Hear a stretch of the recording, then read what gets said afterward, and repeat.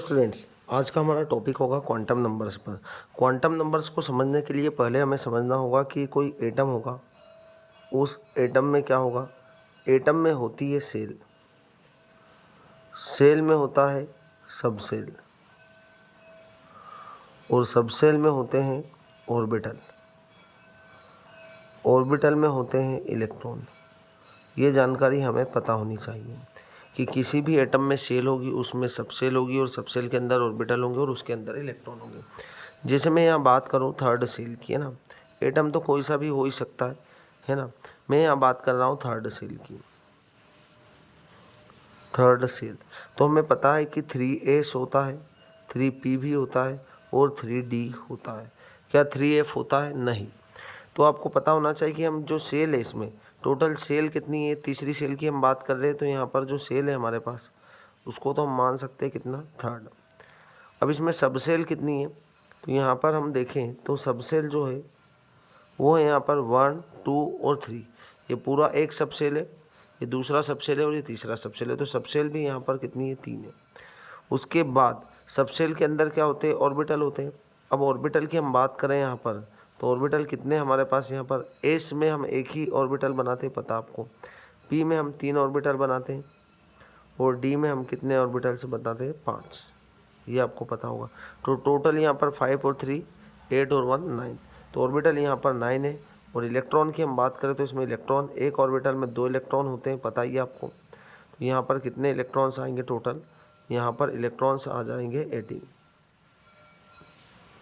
इस तरीके से। तो इलेक्ट्रॉन होते हैं 18। अब हमें यहाँ पर क्या करना है, यहाँ पर हमको क्वांटम नंबर्स का वैल्यू निकालना है। पर आपको उसके पहले सेल, सब सेल, ऑर्बिटल और इलेक्ट्रॉन्स का डिफरेंस समझ में आ चुका होगा। हम थर्ड सेल की बात कर रहे थे, तो हमने यहाँ पर सेल जो एज्यूम किया वो कितना, 3। ये थर्ड सेल की बात हम कर रहे हैं। उसमें सब सेल कितनी है, एक ये सब सेल, एक ये सब सेल और एक ये सब सेल, मतलब 3s, 3p और 3d। इसमें 3 सब सेल है। उसमें ऑर्बिटल्स कितने हैं, तो हमने बोला एक तो s में ऑर्बिटल है 3p में, और d में 5 है। टोटल 9 ऑर्बिटल है और इलेक्ट्रॉन 18। चलो, तो हम यहाँ पर किसी भी एटम का क्या निकालेंगे, एटम के अंदर सेल, सब सेल, ऑर्बिटल और इलेक्ट्रॉन, इन चारों का वैल्यू निकाल पाएंगे। अब वो कैसे निकालेंगे, वो हमें क्वांटम नंबर्स के बेस पर समझ में आएगा। तो सबसे पहले आपको पता होना चाहिए क्या, क्वांटम नंबर। क्वांटम नंबर हमारे पास कितने टाइप्स की होती है, क्वांटम नंबर हमारे पास होती है 4 टाइप्स की। सबसे पहला होता है कौन सा, principal quantum number. Principal quantum number के बाद होता है एजीमुथल क्वांटम नंबर, फिर होता है मैग्नेटिक क्वांटम नंबर,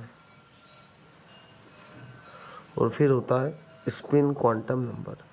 ये 4 टाइप्स के हमारे पास क्वांटम नंबर से होते हैं। हम इसको n के थ्रू डिनोट करते हैं, है ना। एजीमुथल को l के थ्रू डिनोट करते हैं, इसको m के थ्रू डिनोट करते हैं, और जो स्पिन क्वांटम नंबर होगी उसे s के थ्रू डिनोट करते हैं। ये जो प्रिंसिपल क्वांटम नंबर होगी, ये हमें किसके बारे में इंफॉर्मेशन से देगी, सेल के, ठीक है। जो एजीमुथल क्वांटम नंबर होगी, ये हमें सब सेल के बारे में इंफॉर्मेशन प्रोवाइड करेगी,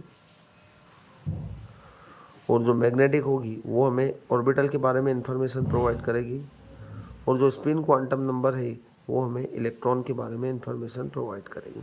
तो हमें पता होना चाहिए कि ये ऑर्बिटल या ये क्वांटम नंबर से जो रहेगी, हमें किसी भी एटम के इलेक्ट्रॉन्स के बारे में, सब सेल के बारे में, ऑर्बिटल और सेल सभी के बारे में इंफॉर्मेशन प्रोवाइड करें। हम यहाँ पर ले लेते हैं नाइट्रोजन। नाइट्रोजन का नंबर होता है 7। हम नाइट्रोजन का नंबर 7 है, तो हमें इसके सपोज करो 5वें इलेक्ट्रॉन के लिए और 7वें इलेक्ट्रॉन्स के लिए क्या करना है, ये 5th इलेक्ट्रॉन्स है और 7th इलेक्ट्रॉन, इन दोनों इलेक्ट्रॉन्स के लिए क्या करना है, क्वांटम नंबर्स का वैल्यू फाइंड करना है। पहले सबसे क्या करना है, आपको इलेक्ट्रॉनिक कॉन्फ़िगरेशन निकालना, 1s2, 2s2 और 2p3।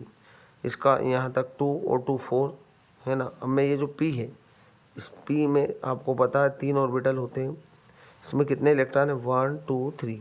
तो देखो 4 इलेक्ट्रॉन से तो यहाँ तक हो चुके हैं, 5वां, 6ठा और 7वां, ये 7 इलेक्ट्रॉन है टोटल। अब 7वें इलेक्ट्रॉन्स में देखो आप, 5th नंबर का जो इलेक्ट्रॉन है कौन सी सेल में जा रहा है, ये पूरा दूसरा सेल है।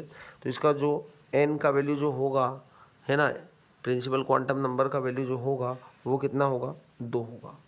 इसके लिए भी जो 7th इलेक्ट्रॉन है, ये रहा 7th इलेक्ट्रॉन, तो इसके लिए भी n का वैल्यू 2 होगा।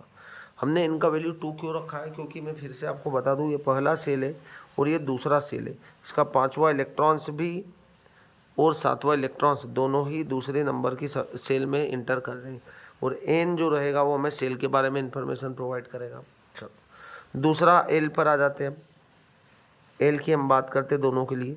तो देखो यहाँ पर हम p है ना, इसका ये इलेक्ट्रॉन्स जो है 5th इलेक्ट्रॉन से और ये 7th इलेक्ट्रॉन है।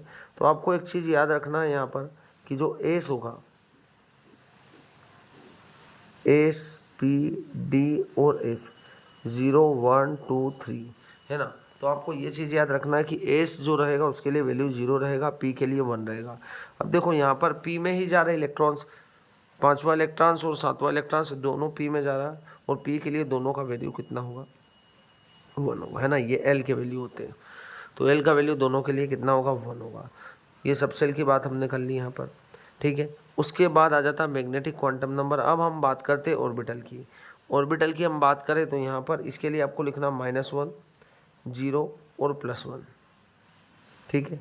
यदि यहाँ पर d होता तो आपको क्या करना, सपोज करो ये d है और आपको पता है d में 5 ऑर्बिटल्स होते हैं, तो -2 -1 0 +1 और +2, इस तरीके से आपको, है ना। अब जैसे इलेक्ट्रॉन्स यहाँ पर एंटर कर रहा होता तो हम -1 लिख देते, यहाँ पर एंटर कर रहा होता तो हम +1 लिख देते, यहाँ पर एंटर कर रहा होता तो +2 लिख देते।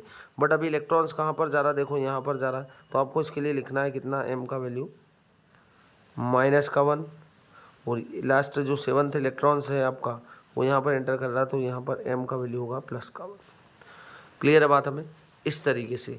और लास्ट जो है आपका s या स्पिन क्वांटम नंबर जो रहेगा, s का वैल्यू दोनों के लिए कितना होगा। देखो इलेक्ट्रॉन जब इस तरीके से जाएगा तो आपको लिखना है क्या, -1/2, दोनों के लिए होगा -1/2, है ना। मैं यहाँ पर आपको एक बार और बता देता हूँ, एक ऑर्बिटल के अंदर 2 इलेक्ट्रॉन होते हैं, इसके लिए आपको लिखना है -1/2 और इसके लिए लिख देना आपको +1/2। अब दोनों ही इलेक्ट्रॉन आपके इस तरीके से एंटर कर रहे हैं, तो -1/2 और -1/2। तो इस तरीके से आपको चारों क्वांटम नंबर्स के वैल्यू समझ में आ चुके होंगे। Thank you.